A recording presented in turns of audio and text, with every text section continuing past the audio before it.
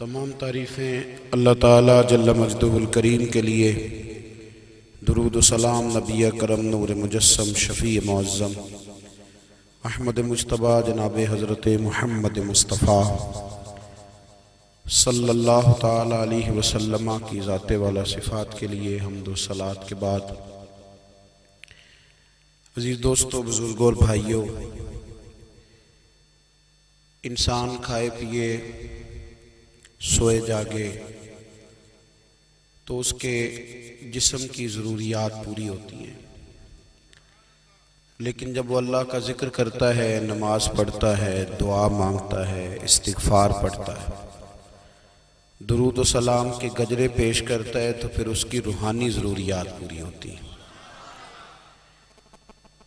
آج جس زمانے میں ہم وقت گزار رہے ہیں، لوگوں کی جسمانی ضروریات پوری کرنے کے لیے، غذائی ضروریات پوری کرنے کے لیے بہت سارے بندوبست کیے جا رہے ہیں،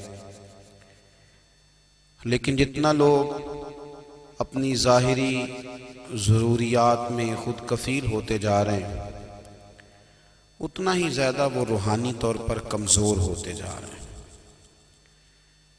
گھنٹوں بیٹھ کر گپ شپ کرنے والے لوگوں کے لیے تھوڑی دیر بھی ذکر الہی کرنا مشکل ہو جاتا ہے۔ لمبی چوڑی باتیں کرنے والے، لمبے چوڑے دلائل دینے والے لوگ اور سمجھدار لوگ اور سیانے لوگ عبادت کے معاملے میں سستی کرتے ہیں، عمل کے مسئلے میں کمزور ہو جاتے ہیں۔ تسبیحات کرنا، وظائف پڑھنا، درود و سلام پڑھنا، کم بولنا، سچی بات کرنا، صبر سے رہنا، شکر کو اپنانا، قناعت اختیار کرنا، حسد، بغض، عداوت سے بچنا، یہ لوگوں کے لیے مشکل ہو جاتا ہے۔ پھر اس کا نقصان یہ ہے کہ معاشرہ ایک عجیب سی بے سکونی اور بے قراری کا شکار ہے۔ جیب میں بہت زیادہ پیسے رکھنے والا، خوش شکل نظر آنے والا، پیٹ بھر کے روٹی کھانے والا شخص بھی ڈھونڈتا پھرتا ہے کہ آخر میں پریشان ہوں کیوں۔ آپ انسانیت کی تاریخ پڑھیں گے تو آپ کو معلوم ہوگا کہ انسان نے کبھی پتھر کی پوجا کی، کبھی معاذ اللہ چاند سورج کی، درختوں کی، بتوں کی پوجا کی۔ معاذ اللہ یہ غلط ڈائریکشن پہ تو چڑھ گیا، لیکن ایسا نہیں ہے کہ کوئی بندہ دنیا میں آیا ہو اور کسی کی اس نے عبادت نہ کی ہو۔ اس لیے کہ اللہ تبارک و تعالیٰ نے جس طرح ہمارے جسم میں کھانے کی طلب رکھی ہے، پینے کی طلب رکھی ہے، سونے کی طلب رکھی ہے، اسی طرح اللہ تعالیٰ نے عبادت کے لیے طلب رکھی ہے جسم میں۔ یہ تو ہوا کہ انسان گمراہ ہو گیا، غلط رستوں پہ چل نکلا، اس نے جھوٹے معبودوں کی طرف معاذ اللہ توجہ کر لی، لیکن وہ کسی نہ کسی کے سامنے جھکتا رہا، چونکہ اس کے وجود میں طلب تھی، شوق تھا اسے کہ وہ عبادت کرے۔ اللہ تبارک و تعالی جب مسلمان کو توفیق دے اور اللہ کی بارگاہ کی جانب وہ رجوع کرے، تو پھر اس کا رویہ یہ ہونا چاہیے کہ اس کی توجہ ہو اللہ کی جانب۔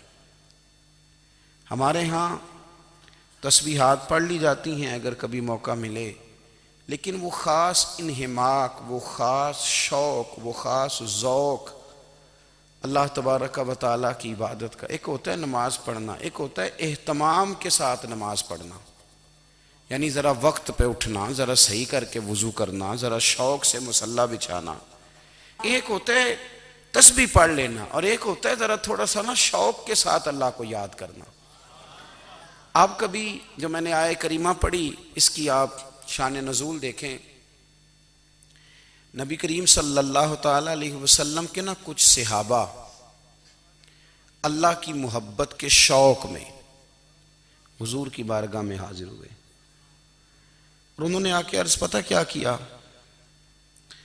عرض کرنے لگے، یا رسول اللہ صلی اللہ تعالی علیہ وسلم سالوں بیت گئے ہیں سجدے کرتے ہوئے، حضور سالوں بیت گئے ہیں تسبیح پڑھتے ہوئے، سالوں بیت گئے کہتے ہوئے کہ سبحان اللہ وہ پاک ہے، ہمیں سالوں بیت گئے یہ کہتے ہوئے کہ اللہ اکبر وہی سب سے بڑا ہے، سالوں بیت گئے کہتے ہوئے کہ الحمدللہ ساری تعریفیں اللہ کے لیے، سالوں بیت گئے اس کی تسبیح کرتے، تحلیل کرتے، تکبیر کہتے۔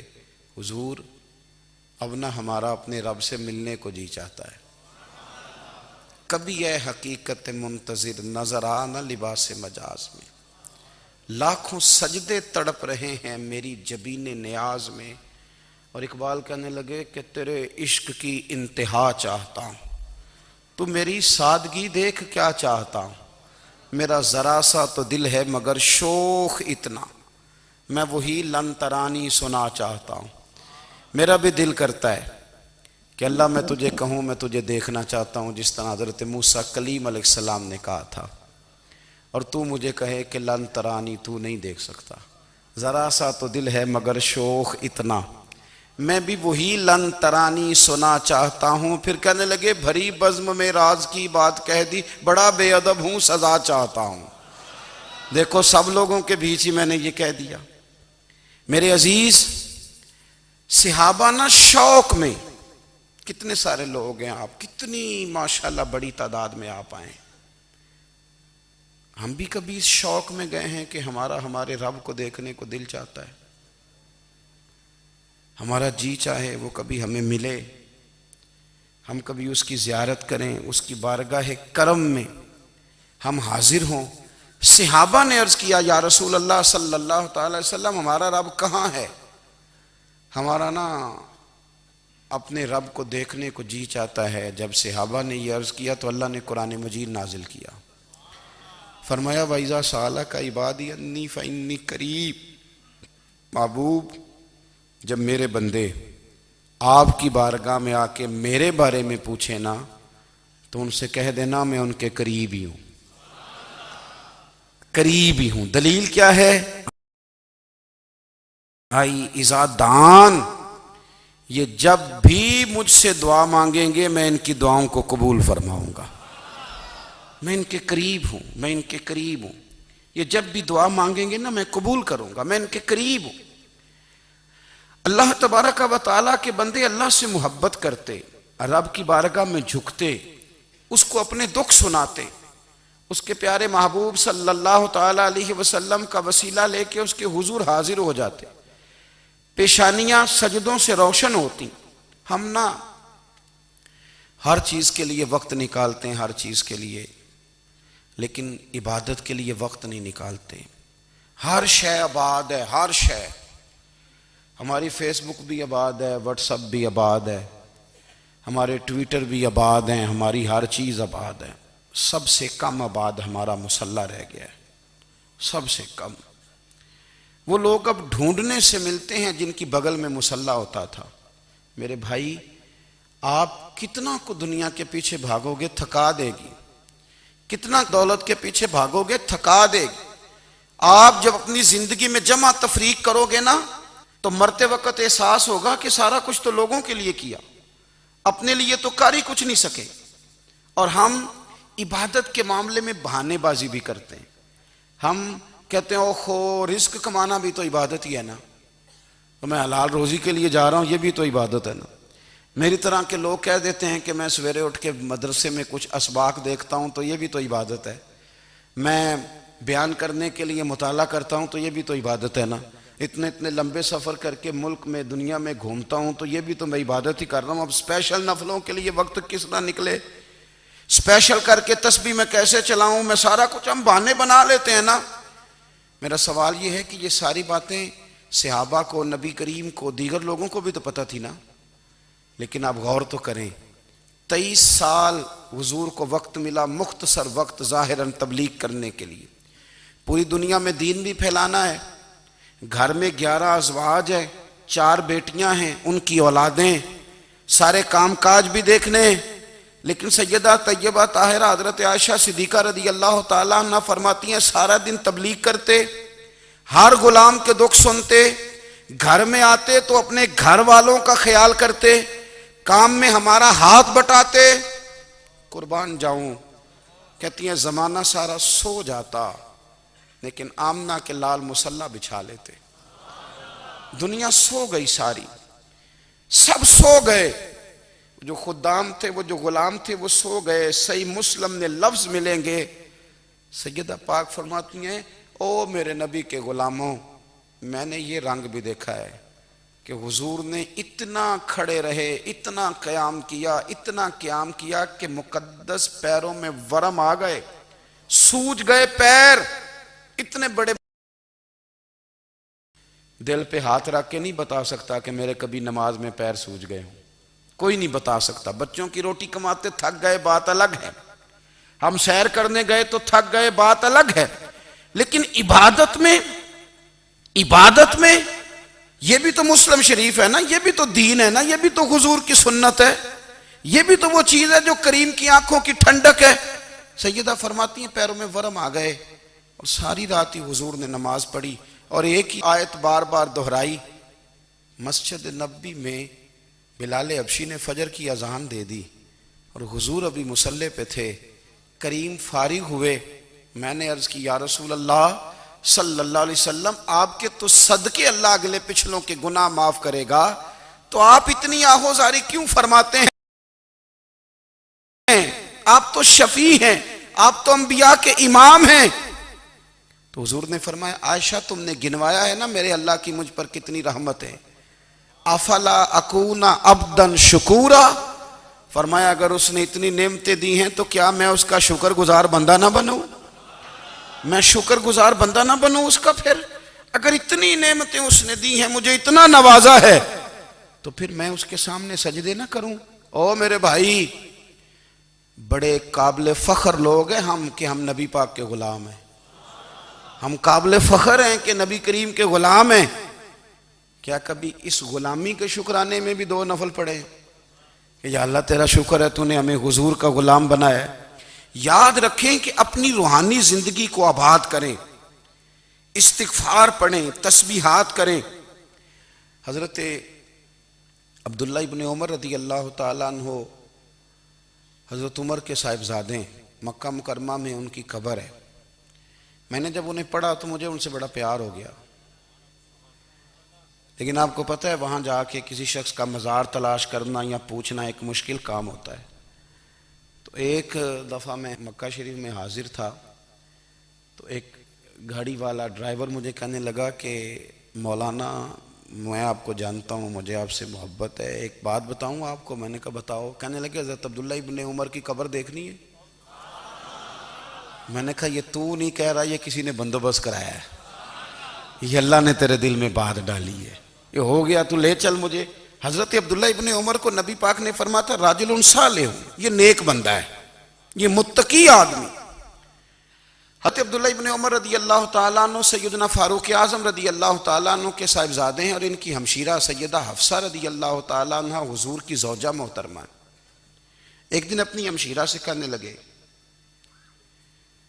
کہ نبی کریم صلی اللہ تعالیٰ علیہ وسلم گھر میں آئے نا، اور اگر حضور غم امت میں پریشان نہ ہوں، طبیعت کو حشاش بشاش دیکھو، تو ذرا پوچھنا تو صحیح حضور کا میرے بارے میں کیا خیال ہے، پوچھنا تو صحیح کہ کریم کی بارگاہ میں میرا کیا مقام ہے، میرے بارے میں حضور کیا فرماتے ہیں.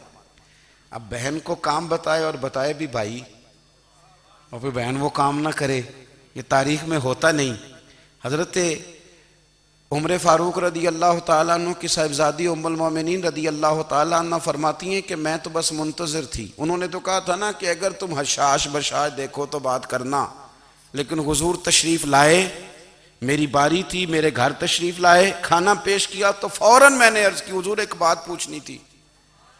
تو حضور نے فرمایا پوچھئے. میں نے عرض کی حضور میرے بھائی عبداللہ ابن عمر کے بارے میں آپ کا کیا خیال ہے؟ نوجوانوں میری بات پہ غور کرنا، میرے بھائی کے بارے میں آپ کا کیا خیال ہے؟ تو نبی کریم صلی اللہ تعالیٰ علیہ وآلہ وسلم نے میری طرف دیکھا اور پھر حضور زیر لب تھوڑا مسکرائے.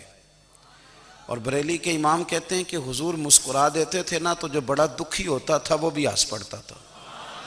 اب سوال پیدا ہوتا تھا کہ پھر تو اس مسکراہٹ کے لیے انتظار کرنا پڑتا ہوگا کئی کئی مہینے کہ حضور مسکرائیں تو رونے والے ہنسیں، تو اعلیٰ حضرت فرماتے ہیں نہیں، انتظار نہیں کرنا پڑتا، یہ مسکراتے رہنا تو حضور کی عادت ہے۔ جس کی تسکین سے روتے ہوئے ہنس پڑے اس تبسم کی عادت پہ لاکھوں سلام۔ یعنی یہ تو عادت ہے حضور کی مسکراتے رہنا، اس کے لیے انتظار نہیں کرنا پڑتا۔ بھائیو آپ خیال رکھیں گے، غور کریں گے، حضرت عبداللہ ابن عمر رضی اللہ تعالیٰ عنہ کے بارے میں پوچھا تو سیدہ فرماتی ہیں کہ نبی کریم صلی اللہ تعالیٰ علیہ وسلم نہ زیر لب مسکرائے اور فرمایا حفصہ تیرا بھائی ہے تو اچھا، لیکن میں نے سنا ہے کہ عشاء کی نماز پڑھتا ہے تو فجر تک سویا ہی رہتا ہے۔ او نوجوانوں، 10 بجے تک سونے کی بات نہیں ہوئی، 9 بجے تک سونے کی بات نہیں ہوئی، 11 بجے اٹھنے کی بات نہیں۔ حضور فرمانے لگے میں نے سنا ہے کہ عشاء کی نماز پڑھ کے سو جاتا ہے اور فجر تک سویا ہی رہتا ہے، اسے چاہیے کہ تہجد کے وقت اٹھا کرے، اللہ کی بارگاہ میں حاضر ہوا کرے، آہوزاری کرے، سجدے کرے، عبادت کرے۔ اٹھتا ہے اور فجر میں جا کے اٹھتا ہے۔ حضرت جناب حفصہ رضی اللہ تعالیٰ عنہ کہتی ہے میں نے جناب عبداللہ ابن عمر کو پیغام دیا اور میں نے کہا میرے جوان بھائی سن، نبی پاک نے فرمایا ہے تو اچھا پر تہجد میں نہیں اٹھتا، نفل نہیں پڑھتا۔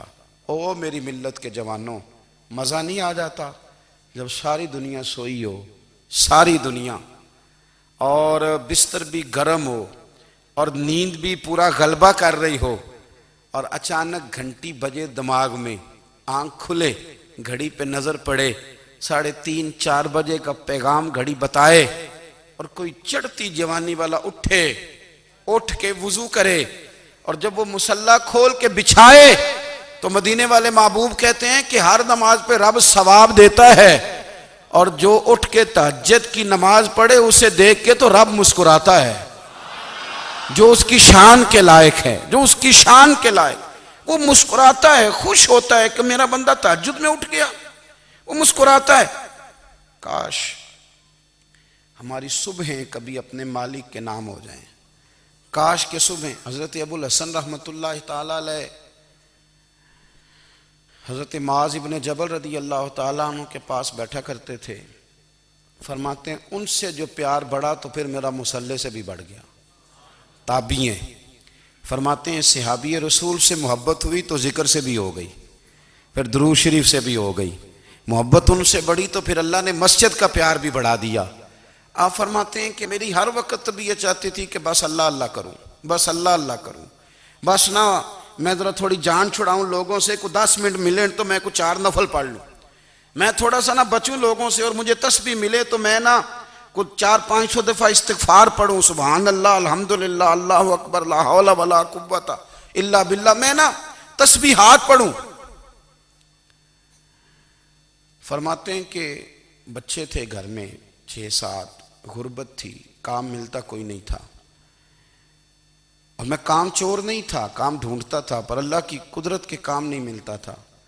فرماتے ہیں کہ میں نے ایک دن اپنی اہلیہ سے کہا کہ آج میں پھر جاتا ہوں کام ڈھونڈنے، تو میری بیوی بڑی فرما بردار تھی، پر اس دن نہ غربت کے ہاتھوں تنگ آ کے کہنے لگی آج نانا کوئی تو چیز لے کے آیا، تو مجھ سے بچوں کی بھوک نہیں دیکھی جاتی، یہ سب روگاں دا روگ محمد جس دا نام غریبی، کنڈ بلا کے لنگ جاندے نہیں دوست یار قریبی، آج نہ کچھ لے کے آیا تو میں بچے لے کے میکے چلی جاؤں گی۔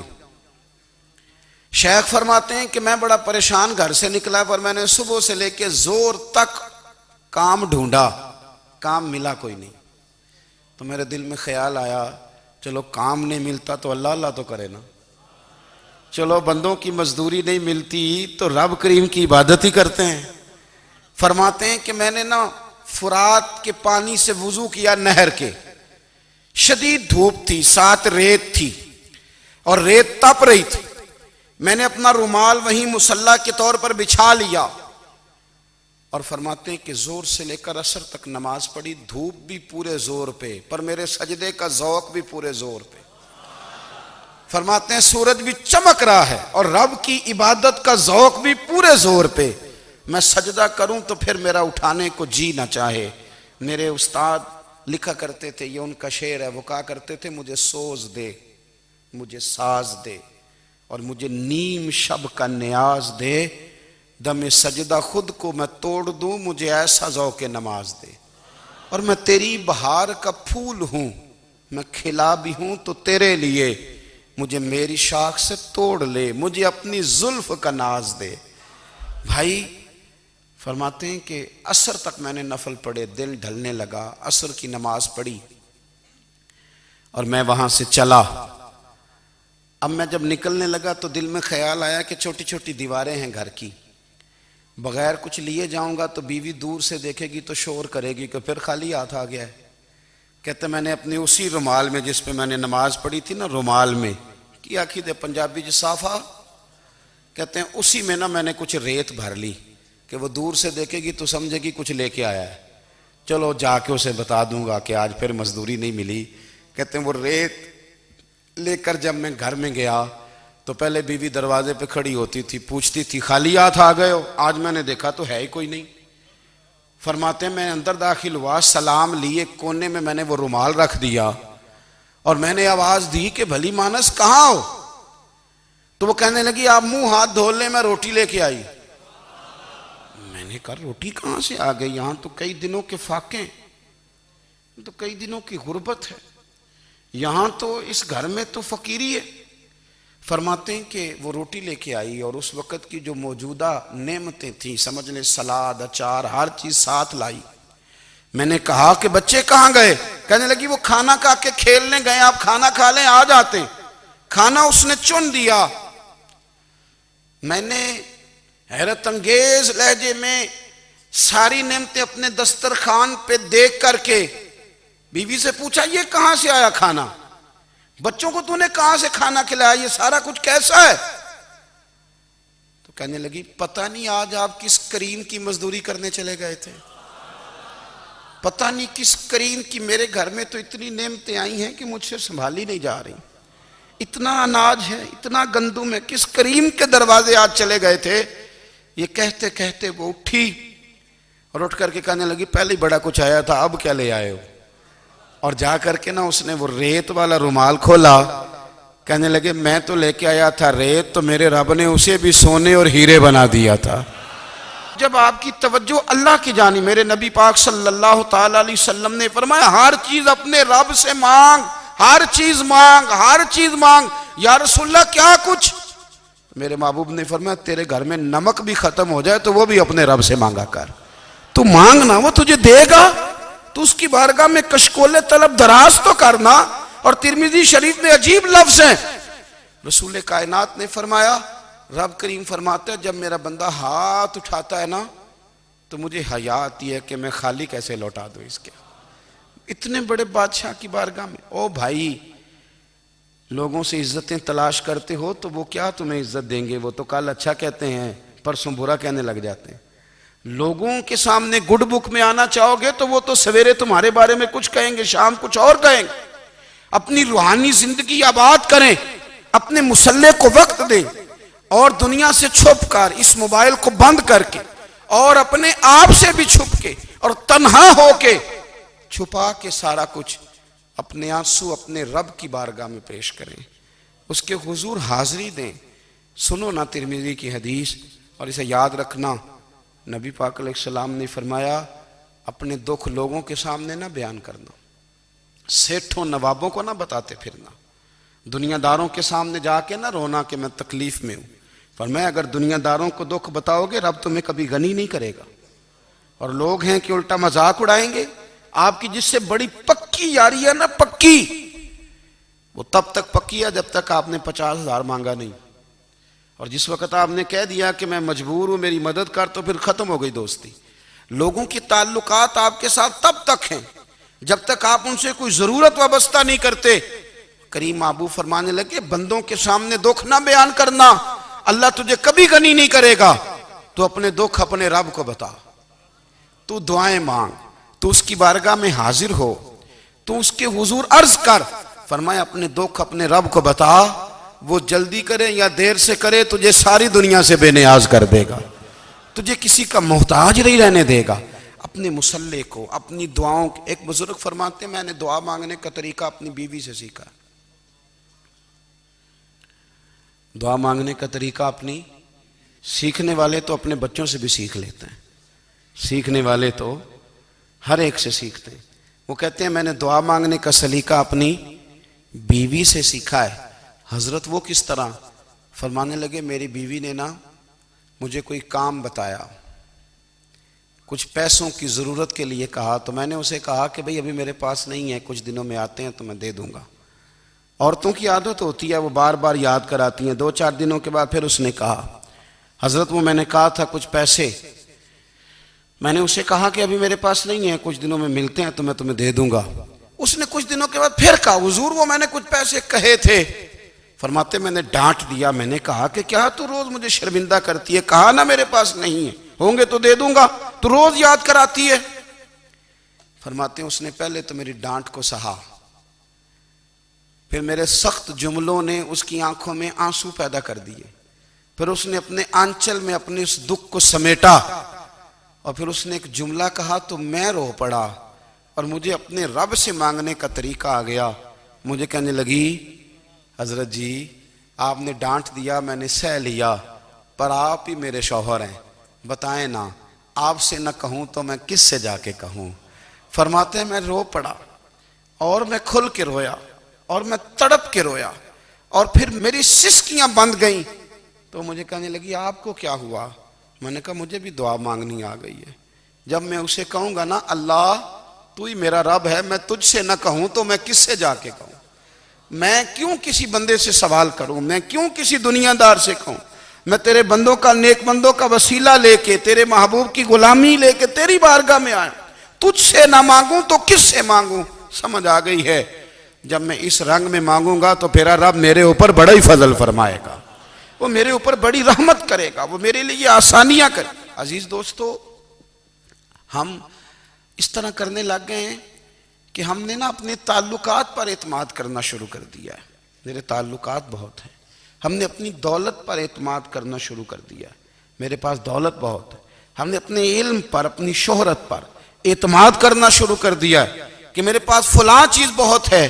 یاد رکھنا جب بے نیاز اپنی صفت بے نیازی دکھاتا ہے تو بڑی بڑی دولتوں والے مجبور نظر آتے ہیں. بھائیو جب انسان کا رشتہ اپنے مالک کے ساتھ ہوتا ہے پھر تو غم بھی کچھ نہیں کہتے، پریشانیاں بھی کچھ نہیں کہتی، پھر تو زندگی صبر والی، پھر تو زندگی توکل والی، پھر تو زندگی بھروسے والی.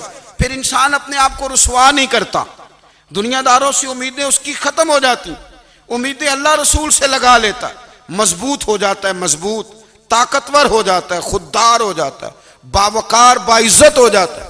حضرت بہلول دانا رحمت اللہ علیہ بیٹھے تھے تو ہارون رشید حج کر کے آ رہا تھا،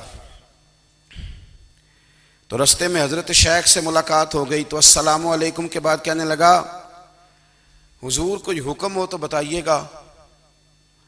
تو حضرت بہلول دانا فرمانے لگے تیرا رب کون ہے؟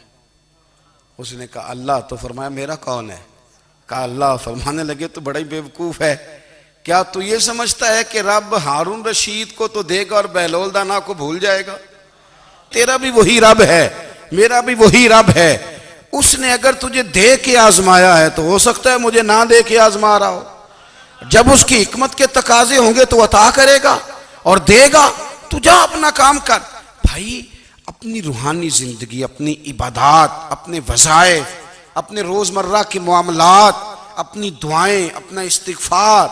دیکھو کوئی مشکل کام تو نہیں، 2 رکوع ہیں سورہ واقعہ کہ اگر رات کو پڑھ لی جائے تو. میں کس طرح یہ بات بیان کروں کہ تعویذ بانٹنا آسان ہے اور وظیفہ بتانا مشکل ہے. سارا دن تعویذ بانٹیں تو لوگ لینے کو تیار ہیں، اور اگر آپ وظیفہ بتائیں تو کہتے ہیں تو مشکل کام ہے. او خدا کے بندے، اگر آپ کا تعلق قرآن پاک کے ساتھ مضبوط ہو، قرآن پاک کے ساتھ اگر آپ کا رشتہ ہو، لوگ سفارشیں ڈھونڈتے ہیں نا دنیا میں، کوئی تعلق مل جائے تو میرا کام ہو جائے. دنیا میں اتنا مشکل معاملہ ہے، آخرت میں مجھے بتائیے گا کتنا مشکل معاملہ ہوگا. میرے نبی پاک صلی اللہ تعالیٰ علیہ وسلم نے فرمایا جو لوگ سورہ ملک پڑھا کرتے تھے نا، سورہ ملک، یہ سورت ملک قیامت میں ان کی سفارش کرے گی. اور اس طرح کرے گی کہ کہے گی اے اللہ یہاں اس بندے کو جنت میں داخل کر دے یا مجھے قرآن پاک سے علیحدہ کر دے، تو رب فرمائے گا جا اس کا دامن تھام کے اسے جنت تک پہنچایا۔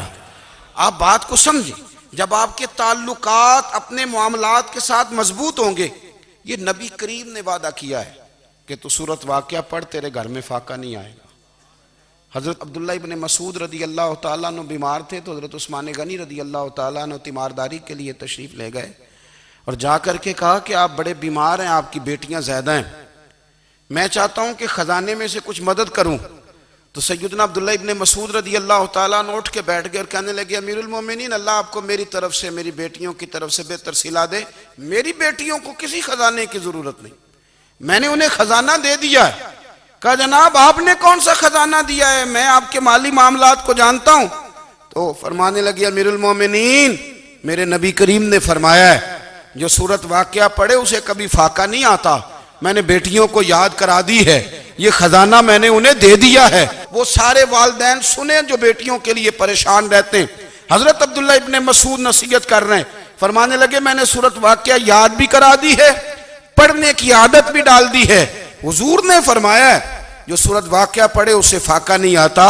کہنے لگے چاند تو اپنی جگہ چھوڑ سکتا ہے، سورج گر سکتا ہے، تارے ٹوٹ سکتے ہیں، پر مدینے والے رسول کی بات غلط نہیں ہو سکتی۔ حضور نے فرمایا فاقہ نہیں آئے گا تو انشاءاللہ کبھی بھی نہیں آئے گا۔ کرنے کا کام یہ ہے کہ ہم اپنے معاملات، اپنی عبادات، اپنی دعائیں کبھی 10 منٹ عادت ہو جائے نا دعا مانگنے کی علیحدہ سے رات کو۔ حضور نے فرمایا جو فرض نماز کے بعد دعا مانگے اللہ اس کی قبول کر لیتا ہے۔ نبی پاک صلی اللہ تعالیٰ علیہ وسلم نے فرمایا اللہ مسافر کی دعا قبول فرماتا ہے۔ حضور نے فرمایا اللہ مظلوم کی دعا قبول فرماتا ہے۔ حضور نے فرمایا بیمار سے دعا کراؤ اللہ اس کی دعا قبول فرماتا ہے۔ میرے نبی پاک نے فرمایا ماں باپ جب بھی اولاد کے لیے ہاتھ اٹھائیں، ویسے تے بلے شاہ تو آسمانی اڈ دیاں ہی پھڑ دیں، جڑا گھر بیٹھا انہوں بڑھیا ہی نہیں۔ حضور فرمانے لگے ماں باپ جب بھی اولاد کے لیے دعا فرمائیں اللہ ان کی دعا کو قبول کرتا ہے۔ آپ اپنا تعلق بنائیں، دعا کے ساتھ، عبادت کے ساتھ، مصلی کے ساتھ رشتہ بنائیں، استغفار پڑھیں۔ صلاح الدین ایوبی صلیبی جنگوں میں تھے، رات کو مسجد اقصیٰ میں نماز پڑھی تو پریشان تھے۔ ایک بزرگ سے ملاقات ہوئی تو وہ کہنے لگے کہ آپ بڑے پریشان ہیں۔ کہنے لگے حضور پریشان اس لیے ہوں کہ پہلے ہی مسلمان کمزور ہے، اب میں نے سنا ہے دشمن کا ایک بحری بیڑا وہ جنگی سامان سے بھرا ہوا آ رہا ہے، تو اب ان کے پاس اور تلواریں اور نیزے آ جائیں گے، مسلمانوں کے پاس پہلے ہی وسائل کی کمی ہے، پریشان ہوں کس طرح کر کے مقابلہ کریں گے۔ یہ بات کہتے ہی صلاح الدین ایوبی نے بزرگوں سے کہا حضور آپ بھی دعا کرنا، دعا کی بڑی طاقت ہے۔ میرے نبی پاک نے فرمایا دعا مومن کا ہتھیار ہے، دعا مومن کا۔ حضور نے فرمایا تقدیر کو سوائے دعا کے کوئی چیز نہیں بدل سکتی، دعا مومن کا ہتھیار ہے، یہ کافر کے پاس کوئی نہیں، یہ ہتھیار ہے مومن کا۔ اللہ کرے آپ کو سمجھ آئے، پھر سنیں کئی بار کہہ چکا ہوں یہ ہتھیار ہے۔ کافر کے مقابلے میں جو تیرے پاس سب سے بڑا ہتھیار ہے وہ دعا ہے۔ دعائیں کرانی چھوڑ دی، کرنی چھوڑ دی، لینی چھوڑ دی۔ حضرت سیدنا انس بن مالک رضی اللہ تعالیٰ عنہ فرمایا کرتے تھے میں نے وہ رنگ دیکھا ہے جب حضور دعا مانگتے تھے اور حضور کی مقدس آنکھوں میں آنسو بھی ساتھ ہی بہا کرتے تھے، میں نے وہ انداز دیکھا ہے۔ تو صلاح الدین ایوبی بزرگ سے کہنے لگے آپ بھی دعا کیجیے، اور خود رونے لگے اور سر سجدے میں رکھ کے رونے لگے، اور عشاء سے لے کر فجر تک روئے، خوب روئے۔ صبح وہ بزرگ آئے تو صلاح الدین ایوبی کا خوبصورت اور ہنستا ہوا چہرہ دیکھا، کہنے لگے آپ بڑے خوش ہیں، رات تو میں نے بڑے روتے ہوئے دیکھا تھا۔ تو کہنے لگے حضور وہ جو بحری بیڑا آ رہا تھا نا وہ پانی میں ڈوب گیا ہے، اب وہ نہیں آ رہا، ابھی خبر آئی ہے تو میں بڑا خوش ہوں۔